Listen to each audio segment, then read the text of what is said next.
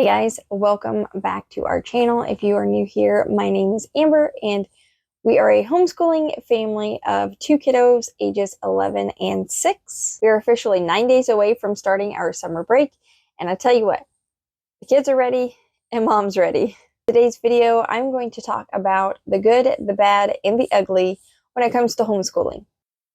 This video is not in any way to sway you from homeschooling, obviously, because we homeschool. This is just to allow you a little bit of an insight into what it's really like to homeschool. There are a lot of good things about homeschooling, but there are also a lot of bad things about homeschooling. Not necessarily bad enough to not homeschool, but just know that these things are definitely there. So we'll start with the best things because, of course, that's what everybody always talks about. Homeschooling provides greater educational freedom. What does this mean? This means that you can teach your kids whatever you want, whenever you want, without anyone telling you that you can't. For some people, homeschooling provides religious freedom. You have the freedom to teach religion of any kind in your home. Whereas in a public school setting, they're not going to have any sort of religious material for your children. Obviously, homeschooling, it means that your kids are going to be home all the time, which means more memories and more time with your kids. If it's financially possible, maybe even more trips. Homeschooling also provides a better learning environment for kids who learn differently. My son has ADHD, therefore his attention span is very short. So short lessons, and I also don't require him to always sit. He can stand, he can walk, he can do whatever he needs to do in order for him to focus and get that schoolwork done. Homeschooling allows you as the parent to watch your kids grow and learn. It's really amazing to see how excited your child is to learn about something that they're interested in. And it's also amazing to watch their little brains tick and move. And, maybe they are struggling with a concept or something.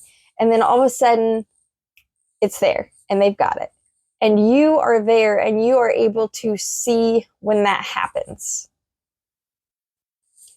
On another note, you can also watch and see if your child is struggling with something, and then that gives you the opportunity to change something or focus on something a little bit more so that they can grasp that concept. And the absolute best thing about homeschooling isn't necessarily what I teach my kids. It's what my kids teach me. We are always learning together. I don't remember half the stuff that these two are learning and experiencing. So we are learning together, and also just the life lessons that the kids teach me, especially patience, which is something that I think most of us can always improve on. All right, so those are some of my best things about homeschooling. Of course, there are hundreds and hundreds of more, and I'm sure that you could even think of some yourself, but those are the ones that I could think of in the moment. So let's move on to the worst things about homeschooling. The first one being less income for your family. Homeschooling most of the time means that you're going to go down to one income. Mom stays home, dad works, or vice versa. Mom goes to work, dad stays home.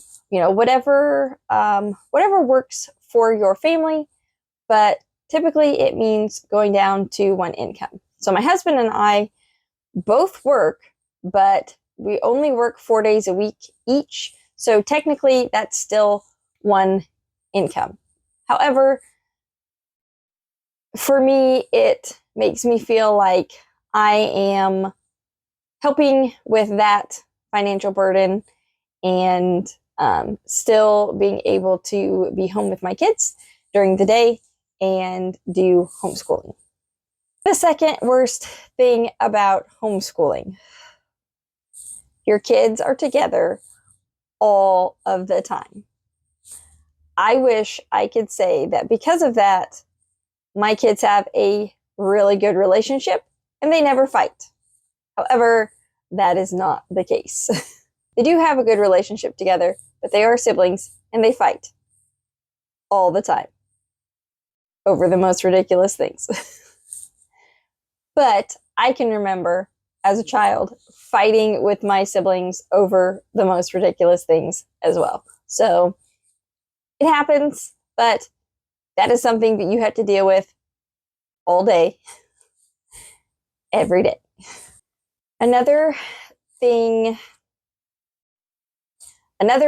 negative or hard thing about homeschooling would have to be staying motivated. When you have a cold, crappy day, and all you want to do is snuggle up on the couch and watch TV,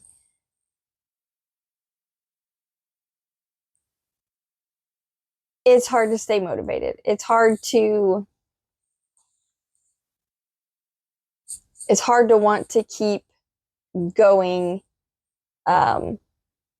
making sure we stay in that routine. And this is more so for mom or the homeschooler than it is for the kids. But the kids, especially too, the farther into the school year we get, the more they just want to be done with it. Like I said at the beginning of this video, we're 9 days away from the end of the school year. The kids are ready to be done. I'm ready to be done. And it's hard to continue to make sure that the kids still do their schoolwork when I don't want to deal with having to make sure that they are still doing their schoolwork. I joked about it with my husband. I said, is it too early? Roll the TV in on the cart and just watch movies for the rest of the year? That's what they did with us. At least that's what it feels like. But we are trying to make it fun and not necessarily worry about the bookwork. What we don't get done this year, we can pick up again next year, or maybe even touch on a little bit over the summer after we've had a good, decent break. Another hard thing about homeschooling is going from mom to teacher. As a mom, you want to be that fun and loving person. But when it comes down to being a teacher, when your kids don't want to do their schoolwork, you've got to get stern with them, and you've got to find that patience in yourself to make sure that they are listening and getting done what they need to get done.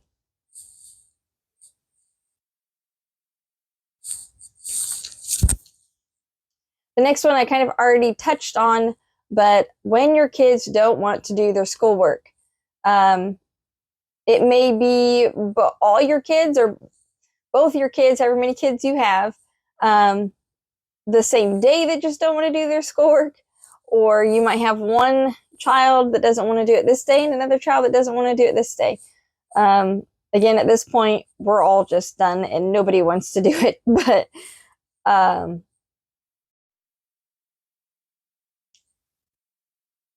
so with that, a lot of times you have tantrums or meltdowns or yelling, screaming, crying because they don't want to get it done. Typically, in this case, I will either skip that subject if it is just the subject that they don't want to do, or try to do something else in place of that subject, whether it be a YouTube video or we play a math game. My 11-year-old does not care for math, even though he is so good at math. He can do a math problem in his head that I could never do in my head. He's the type of student that's going to go to college, and the college professor is going to get mad at him because he didn't write down all the steps of how he got that math answer. And but he does not care for math. So I try to incorporate games and different things to make sure that we have that in for the day. In some cases, depending on where you live, you may not have all the resources that you need to homeschool. Especially in high school, you need access to lab equipment and microscopes and, different things that maybe you can't afford to buy yourself, but you don't have anywhere that you can obtain those things to do what you need to get done. Also, for a lot of areas, they don't have any co-ops or anything that would allow their children to do sports or anything like that.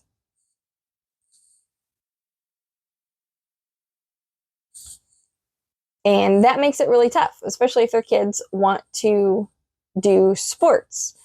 Our public school systems, our public schools around here used to have it to where you could play the sport, but you had to be enrolled in at least one class at that school. Recently, they have all opened it up to where you can participate in the sports or activities, but the parent has to keep track of grades and turn the grades into the school, just like the public school would keep track of grades for the public school kids that were in the sports.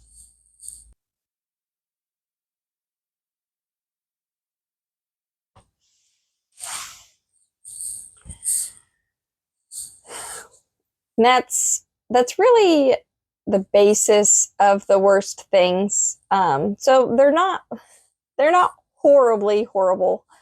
They're not so horrible that they would keep someone from homeschooling, I don't think. But just definitely keep in mind that you're not going into homeschooling because it's going to be easier. It is most definitely not easier. It's probably a much harder route than it is to just put your kid on the bus and send them off to school and you not have to worry about any of it. Somebody else is teaching your child. But in the case of homeschooling, it's on your shoulders to make sure that they are learning what they need to learn to be successful in their lives. Now, that being said, don't freak out and think that, oh my gosh, I got to teach them this and this and that and this and that and this and that. You don't have to. We don't focus a whole lot on history. I have been touching on the major events with my 11-year-old, doing unit studies. We're not deep diving into any of that. And if he wants to learn more about a historical event, he has the resources to look into it. We do focus on math, reading, basically language arts, and science. So